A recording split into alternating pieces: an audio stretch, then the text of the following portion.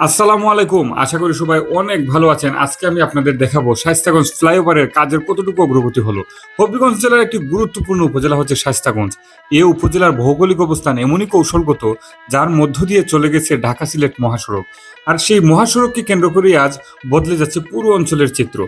বর্তমানে ঢাকা-সিলেট মহাসড়ক ৬ লেনে উন্নতি করা হচ্ছে। এর অংশ হিসেবে শায়েস্তাগঞ্জে নির্মাণ করা হচ্ছে একটি বিশাল ফ্লাইওভার।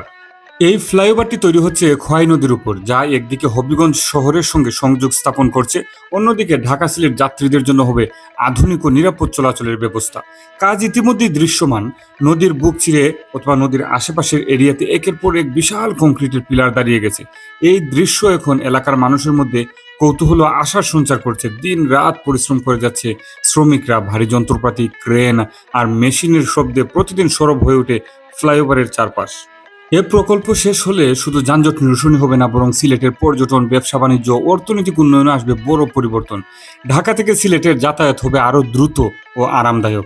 আজকের এই দৃশ্য এবং এই পিলারগুলো, দাঁড়িয়ে থাকা শক্তিশালী পিলারগুলো একটি উন্নত ভবিষ্যতের প্রতিচ্ছবি। বর্তমানে যেখানে ফ্লাইওভার হচ্ছে, এই জায়গাটা নতুন ব্রিজ হিসেবে পরিচিত। এখানে নতুন ব্রিজ ছিল, তো সেই সেতু পেরিয়ে যাওয়া হতো। সেখানে এখন দাঁড়িয়ে যাচ্ছে আধুনিক বাংলাদেশের একটি বড় ফ্লাইওভার।